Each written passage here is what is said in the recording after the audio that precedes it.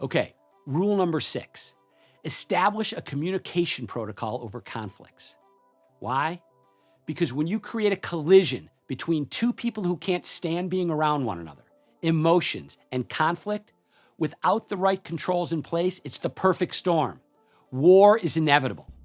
It's critical to have a communication protocol that takes the emotions and defensiveness out of conflicts. One that facilitates calm and peace to enable you both to focus on the issues and what's best for your children. So, what are the components of the right communication protocol? First, when you have something difficult to communicate with your ex, how do you deliver the message? You're concerned that your ex is keeping your kids up too late on school nights, or you believe your ex is subjecting your children to a negative influence. Whatever the issue, it's likely to provoke defensiveness. Why? Because what your ex will hear is you questioning his or her parenting, questioning his or her judgment. You aren't bringing up an issue to help your children. You're attacking your ex personally.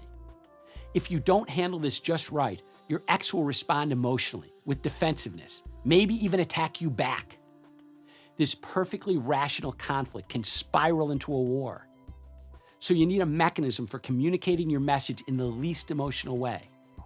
Okay, how about a face-to-face meeting? Absolutely not.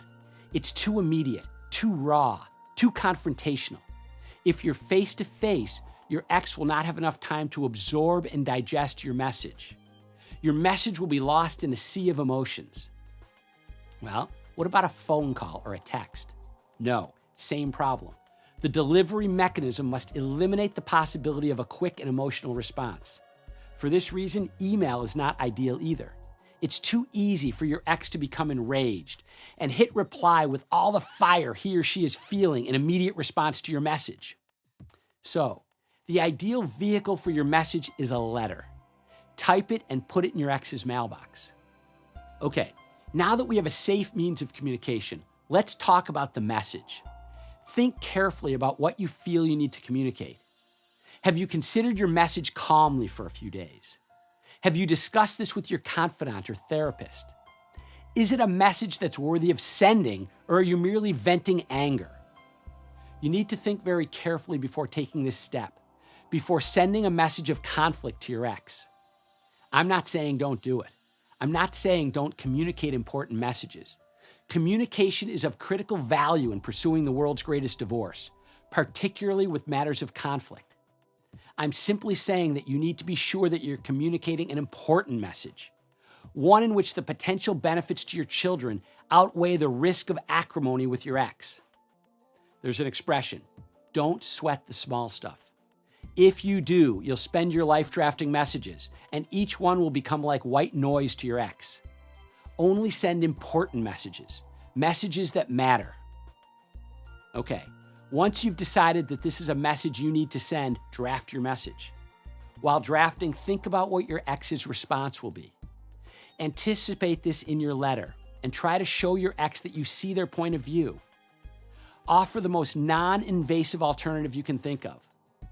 I understand that you're only keeping the kids up late on Wednesday nights because it's a 30-minute drive back from swim practice. And when you get home, they still have to get their homework done. I understand.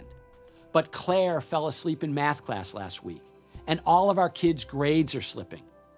Would it be possible to have them do their homework in the car on the way to and from practice? And if it helps, I'll pack them a sandwich to eat so that you don't have to stop. The key thing is to send a calm, rational, positive message, one that shows you're working together on a common problem, a message that's hard to be defensive about. Okay, so you've drafted your letter. Don't deliver it yet. Ask your confidant to review it first. Ask them to put themselves in your ex's shoes. Ask them to make any necessary edits to be sure it's no more provocative than it needs to be. If you don't have a confidant or cannot reach them in time, simply let the letter sit for a few hours before delivery so you can review it one last time with the same goal in mind. After you deliver your letter, don't expect a response for 24 hours. Why?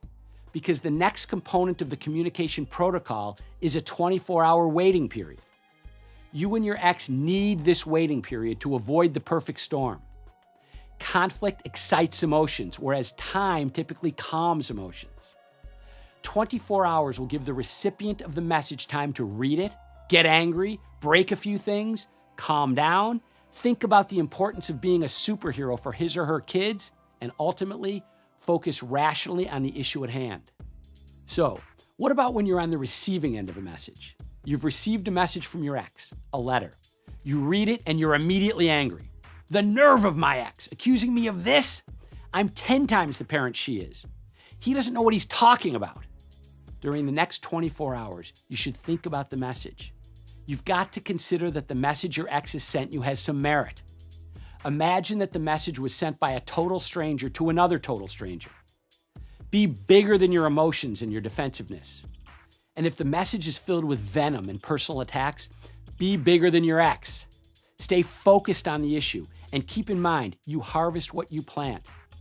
If you address the issue in a productive, cooperative, and positive manner, you'll build trust and peace.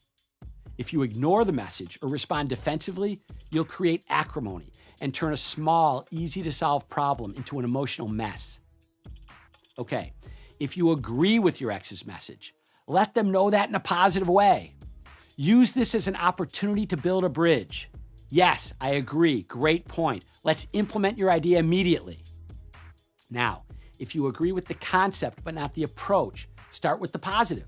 I love the concept, but it might be hard to do it that way because of this. How would you feel about approaching it this way instead? If, on the other hand, your ex is asking you to do something that you simply cannot do and cannot come up with an alternative, explain why you can't do it, but let them know that you want to address their concern because it's important to you, and ask if they have any ideas on how to solve the problem under the constraints you've described in your response. Okay, the next important component of your communication protocol is for you and your ex to keep copies of all your communications. Why? Because if you're both aware of the other keeping copies of messages, if you both know that these copies can be used by either of you to validate something that was said, or used by courts, or ultimately used by your children at some point in the future when they're old enough to wonder about each of your conduct during these challenging days, weeks, months, and years. If you both know this, it will give you each a moment of pause before you decide to send a nasty message. It will encourage you to be at all times civil, kind even. It will encourage you both to showcase yourselves as the good one, the one who did everything for your children, for peace. And this record will stand for all time. Your conduct during these days may define you for your children and grandchildren to come. My cousin began the practice of saving all emails and texts between him and his ex. By the time their ugly mess was over, the copies formed a book around that thick. I recently read through every message. It was frightening. From my read, his ex was a raving lunatic, selfish, spiteful, vengeful. And my cousin was at all times the picture of calm, a beacon of kindness. Now, I don't know if it was that lopsided during their divorce years, but the only records that exist are his copies. Their history will become what's in his written record. If his ex had watched this program, the program you're watching right now at the beginning of their divorce, I can't imagine that she would have written and sent those horrible messages. Okay, you followed the protocol. You've been careful in both your initial messages and your responses, vetted them with your confidant, and after several reasonable back and forths, you and your ex have decided that you must meet face-to-face to discuss the issue. So, if you must meet on a matter of conflict, approach the meeting in the following manner. First, at all times remember that face-to-face meetings are risky, so brace yourself to be calm and civil no matter what occurs. Try to put yourself into the shoes of your ex. Try to understand his or her point of view, and try very hard to remember that their opinions matter. These are as much your ex's children as they are your children, and ultimately, you both want what's in their best interest, even if it doesn't seem that way in the heat of the moment. Plan that you're going to agree upon something, and plan that it will be a compromise, not exactly what either of you wants. Second, be sure that the issues are covered as thoroughly as possible before you meet. No surprises. Surprises are a feeding ground for emotional outbursts, for relationship-ending explosions. Third, meet in a public place. A Starbucks or Spot Coffee. Not over dinner or lunch, over coffee. Dinner and lunch are too long. There's no easy escape if things get hostile.